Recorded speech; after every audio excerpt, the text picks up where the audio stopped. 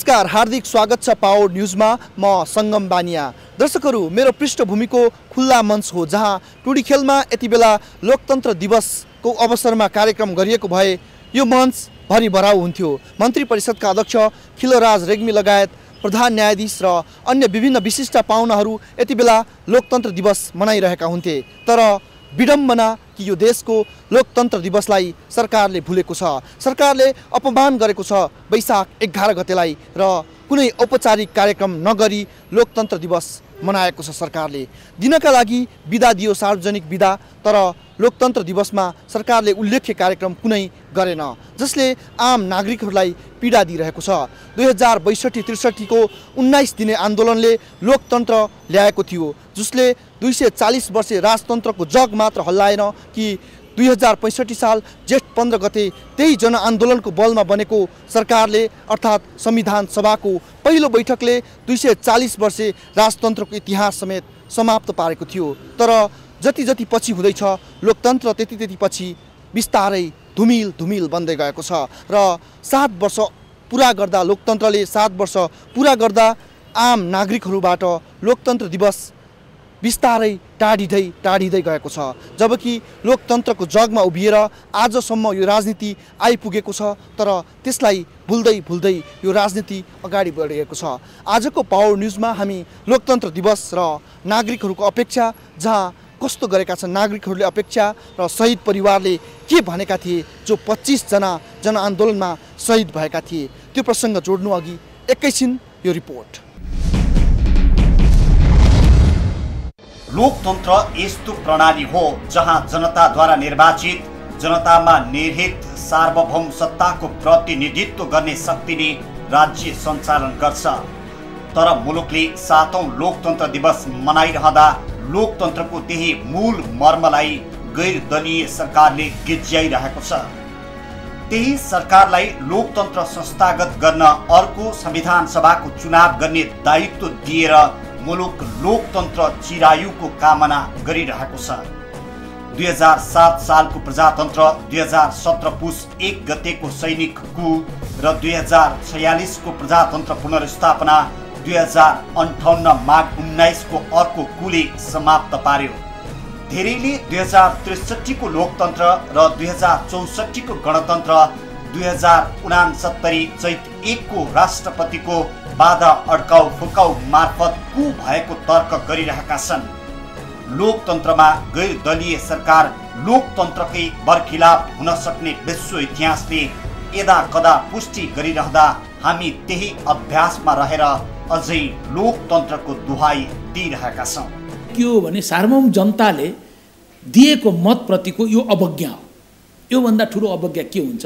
एउटा लोकतान्त्रिक व्यवस्था बनाएको छ अनि संविधानले परिकल्पना नगरेको कुरो गरेको छ। लोकतन्त्र जवाफदेहिता, कानुनी शासन र जनउत्तरदायी व्यवस्था हो, तर हामीले लोकतन्त्रका यी मुख्य मान्यतालाई अंगीकार गर्न सकेनौं, कारण लोकतन्त्रको प्रतिफल जनस्तरसम्म पुग्नै सकेन। राजनीतिक नेतृत्व जवाफदेही बन्न नसक्दा आफ्नो संविधान आफ्नै प्रतिनिधिले लेखाउने नागरिकको युगीन आकांक्षा मात्रै तुइएन, लोकतन्त्र संस्थागत गर्ने महान अभियानमै ठेस लाग्यो। वसन्त विद्रोहमा देखिएको दलीय एकता संविधान सभामा पनि कायम रहन सकेको भए लोकतन्त्र संस्थागत गर्ने नयाँ संविधान निर्धारित समयमै प्राप्त हुने थियो। अनुत्तरदायी राजनीतिक नेतृत्व, तिनको सत्ता स्वार्थ र नयाँ संविधानमा दलीय एजेन्डा सम्बोधन गराउने होडबाजीले लोकतन्त्रको संस्थागत विकासमा अवरोध पुर्यायो।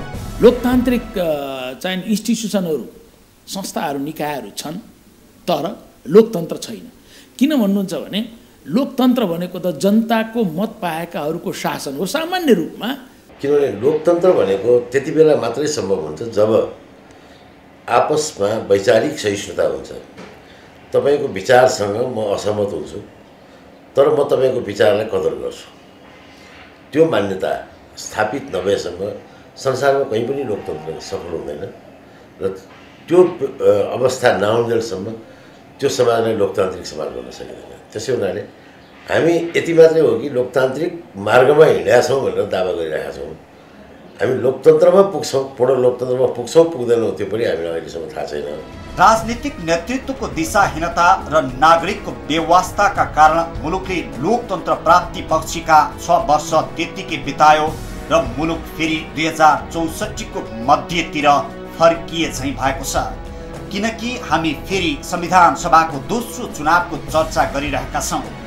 चुनाव लोकतन्त्रको सौन्दर्य हो, त्यसैले बाध्यताले सिर्जना गरिदिएको त्यही चुनावलाई फेरि लोकतन्त्र संस्थागत गर्ने अर्को नारा बनाउन हामी बाध्य छौँ।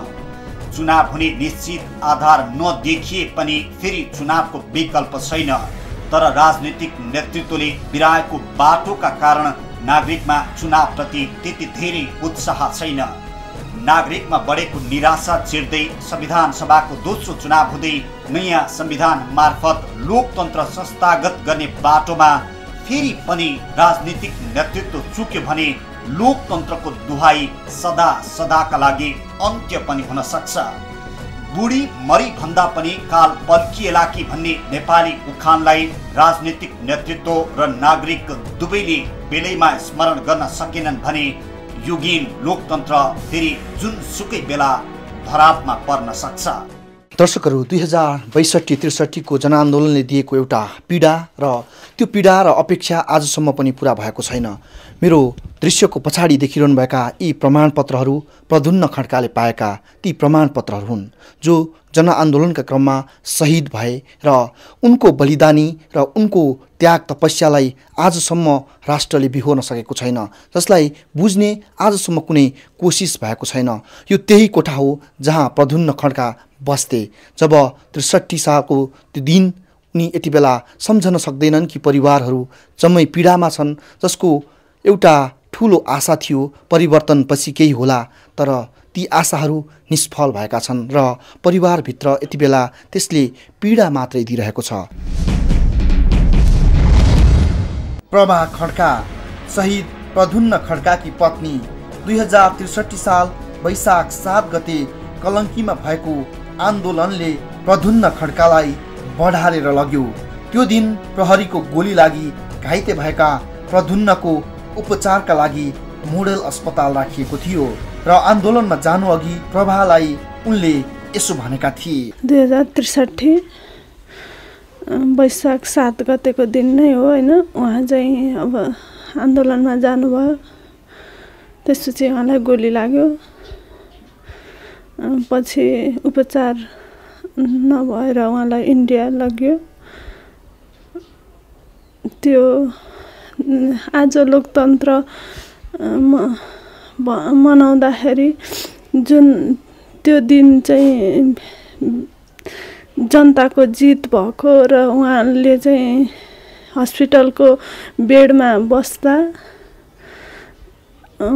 भनिरहनु भएको थियो कि आज राजाले बोल्नुभएको, आज अब कर्फ्यू पनि लाग्दैन, अब त आन्दोलन सक्यो होला होइन भनेर सोध्नु भएको थियो कि त्यो दिन चाहिँ उहाँलाई यस्तो अबिरको टिका लगाइदिएर त्यहाँ डाक्टरहरू सबैजना जाँदाखेरि यति खुसी हुनुभएको थियो। त्यही दिन चाहिँ अहिले पनि सम्झिन्छु। अब अहिले उहाँ हुनुहुन्न, हरेक उसमा मलाई उहाँको अभाव हुन्छ। अब केही हुँदैन म आउँछु भनेर जानुभएको थियो, त्यतिखेर अब फर्किनु भएन। बोलाउनु भएको जस्तो लाग्छ, आउनुभयो जस्तो लाग्छ। एकदमै गाह्रो हुन्छ। अझै पनि त्यही अहिले उहाँको चाहिँ शालिग बनेको छ होइन, त्यहाँ उहाँलाई त्यहाँ अब साथीहरूसँग त कतै हुनुहुन्छ कि जस्तो लाग्छ मलाई। त्यही भएर त्यो सकभर त्यो बाटोमा मलाई हिँड्ने यसो वरदोरो गर्न पनि मन लाग्दैन, गाह्रो हुन्छ। बच्चाहरू अब टोरा भएको छन्, धेरै नै समस्या छ। जस्तो यो कोठामा बस्दा तपाईँलाई झन् यो घर अथवा यो कोठामा तपाईँहरूको धेरै बसन्त पनि बित्यो होला। यो कोठा र यो बाटो, यो परिवेशले तपाईँलाई कतिको पीडा दिइरहेछ? यस्तो अब आउँदाखेरि अब यही बाटोबाट होइन यहीँबाट जुत्ता बज्दाखेरि पनि आउनुभएको हो कि जस्तो लाग्छ।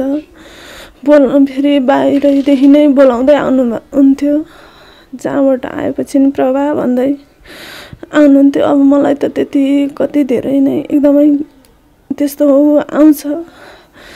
अनि ढोका खोल्लो भने जस्तो त्यस्तो धेरै यादहरू आउँछ। हजुर सपनामा देख्नु भएको छ? हजुर सपनामा नै देख्छु। अब उहाँले अब जुन उद्देश्यको साथ आन्दोलनमा जानुभयो होइन, शहीद हुनुभयो, गोली खानुभयो, तर राजनीतिक दलको नेताहरूले चाहिँ त्यो बुझ्नु भएन कि उहाँको आत्मालाई नि शान्ति भएको छैन कि भन्ने एकदमै चिन्ता लागिरहन्छ। आज पनि प्रभा बारम्बार उनका वाक्यहरू सम्झने गर्छिन् र त्यही वाक्यले उनलाई बेला बेलामा निकै पीडा दिइरहेको छ। यहाँबाट जाने बेलामा चाहिँ अब म बारीमा थिएँ होइन, यही महिना चाहिँ एकदमै धेरै नै सताउँछ यादले। बारीमा काम गर्दै थिएँ म, अनि आऊ भन्नुभयो, खाना खाने आऊ भन्नुभयो। मैले अहिले पछि आउँछु भने घरमा खाना नखाइकन त्यतैबाट जानुभएछ कि। अनि म चाहिँ अब अन्तिम चाहिँ त्यही नै हो, त्यहाँ हेरेर बसिरहनु भएको थियो। पछि टाउको दुख्छ, घाम छ, बेलुका साँझतिर गरम ला भन्नुभयो। त्यहाँबाट हिँड्ने बेला अन्तिम बोलेको त्यही हो। अनि पछि हस्पिटलबाट उता आज अनि उहाँलाई त्यो एयर एम्बुलेन्समा हालेर उता लानुलाई त्यो एम्बुलेन्स आयो हस्पिटलमा। अनि आज म दिल्ली जाने हो भन्नुभयो, म गएको थिइनँ होइन। अनि उहाँले त्यति चाहिँ भन्नुभएको थियो, कति बज्यो भन्नुभयो। अनि मैले 1 बज्यो भने त्यति बोल्नुभयो। पछि चाहिँ तल एम्बुलेन्समा हालिसकेपछि उहाँको आँखामा आँसु एकदमै आँसु थियो। मैले राम्रो हुन्छ जानु र भाइ छ, ज्वाइँ हुनुहुन्छ, ठिक हुन्छ भनेर भन्दा बोल्नु भएन। प्रधुन्न खड्का र उनको सम्झनामा एउटा पार्क बनेको छ कलङ्कीको स्युचाटारमा, र यही पार्कमा उनीहरूले लोकतन्त्र दिवसको रूपमा मनाएका छन्।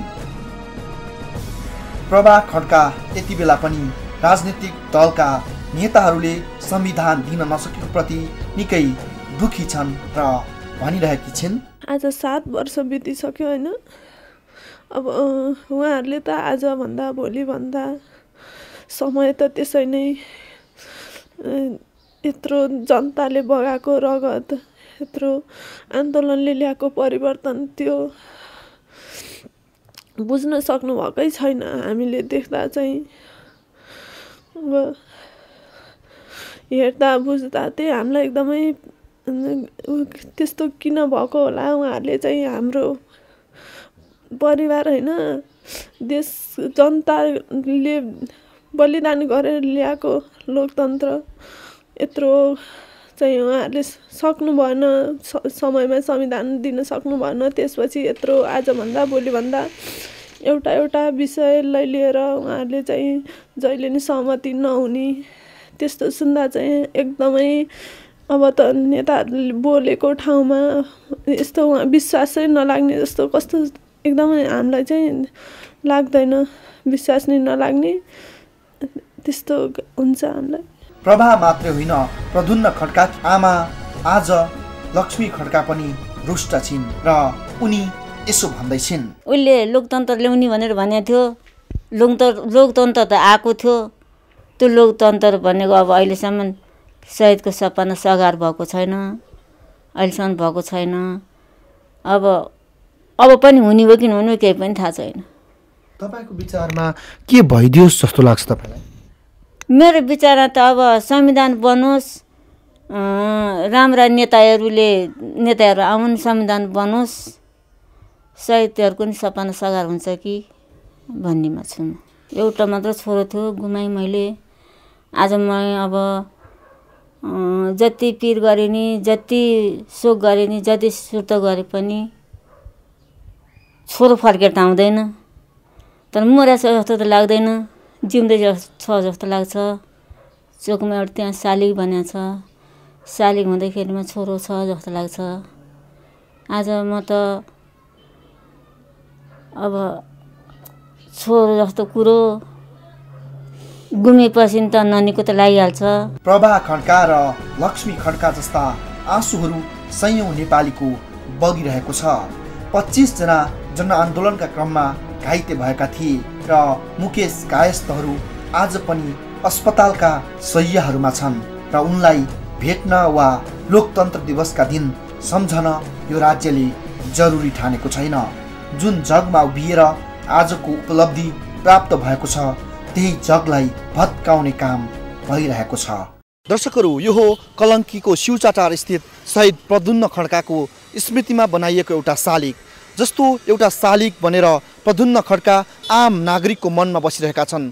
लोकतन्त्र दिवसका दिन यसै गरी यो शालिगमा माल्यार्पण हुन्छ र यस्तै शालिग देशका अन्य विभिन्न भागमा बनेका छन् र 25 जना शहीदको सम्झना जो जनआन्दोलन 2 मा शहादत प्राप्त गरेका थिए र उनीहरूको सम्झनामा लोकतन्त्र दिवसका दिन मनाइन्छ। यसरी औपचारिकतामा मात्र यो दिवस सीमित भएको छ। कतै मुकेश कायस्थहरू जिउँदो शहीद बनेर काभ्रेका अस्पतालको बेडमा सुतिरहेका छन् त कोही जनआन्दोलनका घाइतेहरू अझै पनि जनआन्दोलन 2 को पीडा लिएर छटपटाइरहेका छन्। तर सरकार हेर्छ, बस सुन्छ र केही गर्न सक्दैन, जसले आम नागरिकहरूलाई लोकतन्त्रले दिएको पीडा जस्तो भएको छ यो शहीद र यो लोकतन्त्र दिवसको दिन, जसले पीडा मात्रै ल्याउँछ आम नागरिक र शहीद परिवारमा। दर्शकहरू, यो सहर र यो देशको चरित्र बनेको छ। यति बेला लोकतन्त्र दिवसलाई बिस्तारै बिस्तारै सरकारदेखि आम नागरिकहरूसम्मले भुल्दै गएका छन्। जनआन्दोलनमा शहीद बनेका 25 जनाको परिवार आज पनि लोकतन्त्र दिवसका दिन तडपी रोइरहेको छ। तर यो लोकतन्त्र दिवसका दिन आम नागरिकहरूले यसतर्फबाट कुनै चासो देखाइएन र खास गरी सरकारको उपेक्षाका कारण लोकतन्त्र दिवस बिस्तारै धुमिल हुँदै गएको छ। जति जति लोकतन्त्र दिवसका वसन्तहरू पार हुँदैछन् त्यति सरकारले यसलाई भुल्ने क्रम बढेको छ र यो सहरमा अर्थात् यो देशमा यति बेला लोकतन्त्र दिवस कता छ र सरकार किन यो लोकतन्त्र दिवस मनाइरहेको छैन? आम नागरिकले यस्तै प्रश्न गरिरहेका छन् यति बेला।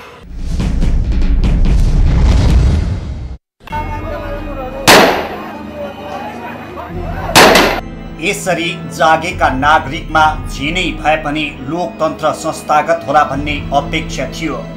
राजनीतिक परिवर्तनको अगुवाई गरेका दलहरूले नयाँ संविधान मार्फत प्राप्त उपलब्धिलाई दीर्घजीवी बनाउलान् भन्ने आशा थियो। तर लोकतन्त्र स्थापनाको 6 वर्ष पुरा हुँदा पनि नागरिकमा त्यति बेला जागेको आशा अझैसम्म पूर्ण हुन सकेको छैन। 7औं लोकतन्त्र दिवस मनाइरहँदा पनि नागरिकमा उस्तै निराशा छ। नेपालमा लोकतन्त्र स्थापनापछि मैले धेरै नेताहरूको घर दैलो ढाएको थिएँ। हाम्रो नेताहरू कुर्सी तान्न मात्रै तल्लीन हुनुभएको छ। देशलाई शान्ति र सहमति पनि संविधानै दिनुभएको छैन। शहीदको रगतमा होली खेलिराख्नु भएको छ। आज लोकतन्त्र दिवस हामी घाइतेहरूले केही रगतबाट लेखिएको लोकतन्त्रमा हामीलाई पछाडि पारिएको छ। राज्यले लोकतन्त्र दिवस नमनाएको अवस्था छ। अहिले नयाँ सरकार खिलराज रेग्मी आउनुभएको छ, न्यायपालिकाको एउटा राम्रो व्यक्ति। उहाँले पनि हामी जनआन्दोलन घाइतेहरूलाई राम्रो रूपले हेर्नुभएको छैन। शहीदको रगतमा होली खेलिएको छ, घाइतेहरूलाई अपमान गरेको छ। हामीले संविधान सभा मार्फत संविधान पाउँछौँ भन्ने आश लागेको थियो, त्यो पनि हामीले पाएका छैनौँ। यो लोकतन्त्रलाई सम्झनु पर्दाखेरि अब सम्झनु त यो अत्यन्तै स्मरणीय यो एउटा घटना थियो जुन दिन आजकै दिनमा लोकतन्त्र स्थापित भएको थियो। तर यसलाई जुन ढङ्गले संस्थागत हुनुपर्ने थियो र जसरी चाहिँ यो अगाडि बढ्नुपर्ने थियो र त्यो चाहिँ सोचे अनुरूप अगाडि बढ्न नसकेको म महसुस गर्दछु। लोकतन्त्रलाई संस्थागत हुन नसक्नुको कारण भनेको दलहरूले चाहिँ आफूले चाहिँ जिम्मेवारीपूर्ण काम गर्न नसकेको अवस्थाले गर्दाखेरि हो। तत्कालीन संविधान सभाको पहिलो बैठकले 2064 जेठ 15 गते गणतन्त्र घोषणा गरिसके लोकतन्त्र दिवसको औचित्य सागुरियो। 2062 साल मङ्सिर 5 गते तत्कालीन विद्रोही माओवादी र 7 दलबीच भएको 12 बुँदे समझदारीको बलमा मुलुकमा लोकतन्त्र र गणतन्त्र स्थापना भए पनि नागरिक स्तरमा त्यसको प्रतिफल अझै पुग्न सकेको छैन। लोकतन्त्र आएपछि मुलुक राम राज्य नै हुन्छ झैँ नागरिकमा आकांक्षा बढाएका दलहरूले पछिल्लो 6 वर्ष लोकतन्त्रलाई संस्थागत गर्नुभन्दा सत्ता प्राप्तिको छिना झपटीमै बिताए। सत्ता सङ्घर्ष र आफ्नो राजनीतिक आस्था अनुरूप संविधान बनाउने दलीय स्वार्थका कारण एक युगमा एक पटक आउने संविधान सभा निष्फल बन्यो। मुलुकले नयाँ संविधान त पाएन, नागरिकले लोकतन्त्रको आधारभूत परिवर्तनमा पनि अपनत्व महसुस गर्न सकेनन्। कारण नागरिकमा निराशा चुलिएको छ। लोकतन्त्र सबै जनताको आफ्नो प्रगत पसिनाले ल्याएको लोकतन्त्र हामीले संस्थागत गर्नुपर्छ, नत्र शहीदहरूको रगतले सान्त्वना पाउँदैन। 7औं लोकतन्त्र दिवस मनाइरहँदा पनि नागरिक शान्त, समृद्ध र समुन्नत नेपालको परिकल्पना गरिरहेका छन्, जुन वसन्त विद्रोहका बेला पनि थियो। तर राजनीतिक नेतृत्वले नागरिकको आकांक्षा पूरा गर्ने भरपर्दो आधार त कता दैनिक जीवनका समस्या समाधान हुने विश्वास समेत दिलाउन सकेको छैन। आकाशिएको महँगी, दैनिक उपभोग्य वस्तुको हाहाकार, निरन्तर उकालो लागिरहेको लोड सेडिङ, सुशासनको अभाव, सडक अराजकता, दण्डहीनताको प्रश्रय जस्ता केही उदाहरण लोकतन्त्रको भार जस्तै बनेका छन्।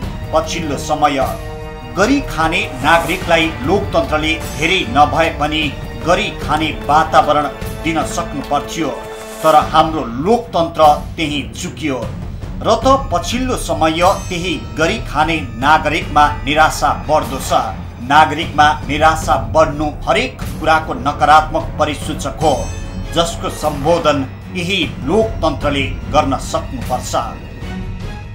दर्शकहरू, 62-63 को जनआन्दोलनले उभारले लगेको एउटा व्यक्ति हो प्रद्युम्न खड्का, जसलाई शहीद बनाएर यो देशले न्याय गरेको ठानिरहेको छ। तर उनको परिवार अझै पनि न्याय भएको सोचिरहेको छैन, किनकि उनका सपना र उनले जे सोचेका थिए त्यो आजसम्म पूर्ण भएको छैन। देशमा लोकतन्त्र प्राप्तिसँगै आउनुपर्ने नयाँ संविधान र बन्नुपर्ने संविधान नबन्दा यो परिवार जस्तै सयौं परिवारहरू आज पनि खिन्न छन्। जनआन्दोलन 62-63 का 25 जना शहीद परिवार आज पनि त्यही आशा र अपेक्षा गरिरहेका छन्। कोही आजसम्म काभ्रेमा लडिरहेका छन् भने कोही आज पनि त्यही चित्कार बोकेर आम मानिसहरूलाई र सरकारलाई भनिरहेका छन्, नयाँ संविधान दिएर देशलाई पूर्ण प्रजातान्त्रिक बाटोमा हिँडाऊ। तर यो आशा र अपेक्षा आजसम्म पूरा हुनै सकेको छैन, जसलाई पूरा गर्न यो सरकारले आफ्नो आवाज सशक्त बनाओस्, सरकारले कदम चालोस् र 2062-63 को आन्दोलनले परिकल्पना गरेको संविधान र संविधान सभाले नयाँ संविधान दिएर देशलाई पूर्ण लोकतान्त्रिक मार्गमा हिँडाउने सपना साकार पारोस्। यति आजको पावर न्यूज। क्यामेरामा टिभी जर्नलिस्ट मदन सापकोटालाई धन्यवाद र मलाई पनि बिदा दिनुहोस्। नमस्ते।